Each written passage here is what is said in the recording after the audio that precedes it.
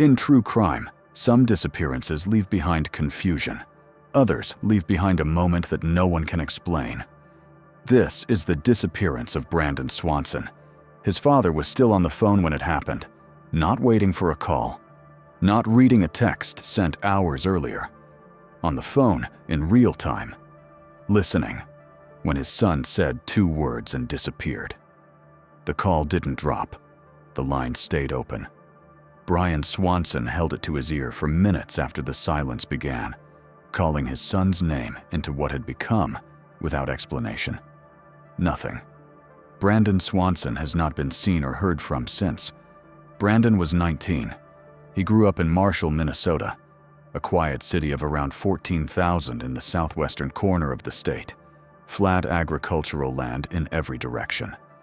He had just completed his first year at Minnesota West Community and Technical College, studying wind turbine technology. According to his parents, he was looking forward to transferring to Iowa Western College in the fall. It would have been his first time living away from home. That evening, May 13, 2008, was the last day of the semester. Brandon attended gatherings with friends in Canby, the town where his campus was located. People who saw him that night described him as in good spirits, not conspicuously intoxicated. Someone who knew where he was going. He had been drinking earlier that night, though not described as heavily intoxicated. He left to drive home to Marshall sometime after midnight. He never arrived. What happened next is documented, in the sense that there is a record of it. But the record raises more questions than it answers. At some point during the drive, Brandon's car went into a ditch. He wasn't hurt. The car wasn't badly damaged. He called his parents, told them where he thought he was, and asked them to come get him. He believed he was near Lind, a small town roughly 7 miles southwest of Marshall. His parents got in their pickup truck and drove toward it. They couldn't find him. He was on the phone the entire time. And still, they couldn't see him. This part is important. Brandon stayed on the phone. He flashed his car's headlights. His parents flashed theirs. For over 30 minutes, 2 people trying to find one person on a flat, open road in southwestern Minnesota, and neither could locate the other. At some point, Brandon told his father he was going to start walking. He could see lights in the distance. He thought they were Lind. He told his father to head to the parking lot of a local bar and wait. His father drove there. Brandon kept walking. They stayed on the phone. 47 minutes into that call, Brandon said, "Oh shit." And then nothing. No sound of movement, no indication of what he had seen. Brandon Swanson called back immediately. And again. The phone rang several times before going to voicemail, which, according to people familiar with the case, matters. A phone that's been submerged in water or switched off goes to voicemail after 1 ring or none. Brandon's phone rang multiple times. The phone continued to ring for a period of time after the disappearance. That detail has never been fully explained. The following morning, Brandon's parents reported him missing. The initial response from local police was, by documented accounts, limited. According to his family, officers suggested it was not unusual for a young man his age to stay out overnight, and that he had the right to be missing. No search was initiated that night. It was only later that morning, after the family persisted, that law enforcement obtained Brandon's cell phone records. Those records changed everything and complicated it further. The records showed that Brandon's calls had been originating near Taunton, not Lind. The location was determined through cell tower data, which provides an approximate, not exact, position. Taunton is 25 miles from Lind. Brandon had told his parents, with apparent confidence, that he was in one place. He was in another, far away, in a completely different direction. Whether he knew this, whether he was disoriented, or simply mistaken, or navigating by some internal logic that didn't match the geography, is not known. What is known is that his car was found that afternoon in a ditch off a gravel road near the Lincoln County line, 1 mile north of Highway 68. No keys in or near the vehicle. No signs of a struggle. No confirmed physical trace of Brandon in the immediate area. This is where the case becomes difficult to explain. Search dogs were brought in. They picked up a scent trail from the car. They followed it for approximately 3 miles, across fields, along a fence line, toward the Yellow Medicine River. The terrain included farmland, drainage ditches, and fencing, difficult to navigate, especially at night.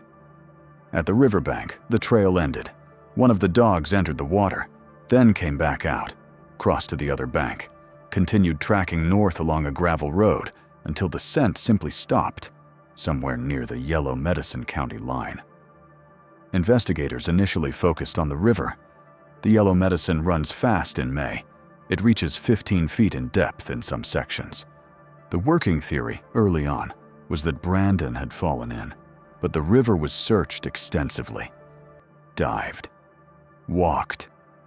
Excavated during a drought in 2021 when the bed was exposed. Nothing was found. Not a single item of clothing. No phone. No physical trace. Investigators later suggested that a body in that river would likely have surfaced, but no such evidence was ever found.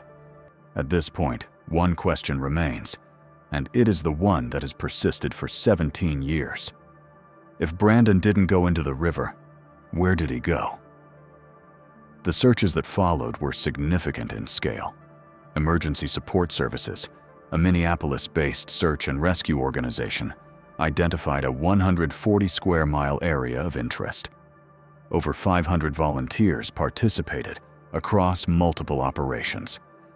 34 dog handlers came from 9 different states. By 2011, 122 square miles had been physically covered. The dogs kept returning to the same general zone, northwest of a small town called Porter, roughly 6 miles from where the car was found. Again and again, the same area. Cadaver dogs indicated on that area repeatedly. Investigators brought in excavators, sifted soil, found nothing. There is a detail in the search record that doesn't receive much attention. Some areas within that zone were not fully searched due to access limitations, not because they weren't important, but because they couldn't be accessed. Search coordinators have acknowledged that portions of land were difficult to access and that not every area of interest could be examined completely. Whether that matters or whether it's coincidence, no one has said definitively. But it remains a documented limitation. Areas of consistent interest were not fully searched. There is one more detail worth sitting with. Brandon wore prescription glasses. He was legally blind in his left eye. When his car was found the following day, his glasses were inside it. He had walked, for an unknown distance, in an unknown direction, across dark rural terrain at night, without them. The Minnesota Bureau of Criminal Apprehension has received more than 90 tips since taking over as lead agency in 2010. According to investigators, every one of them has been followed up. Every one has led to a dead end. Several tips have referenced an argument Brandon may have been involved in on the night he disappeared. Law enforcement has not confirmed or denied the specifics of those claims. The case is still open. What can be said with confidence, based on the documented record, is this. A 19-year-old made a phone call from somewhere he didn't recognize. He walked, without his glasses, across land he didn't know. He said 2 words and went silent. His phone stayed on for a period of time after. His car contained no keys. The most consistently flagged search area was not fully examined. And after 17 years, 122 square miles of searches, hundreds of volunteers, multiple agencies, and at least 1 excavation of a dry riverbed, there is no physical evidence of what happened to him.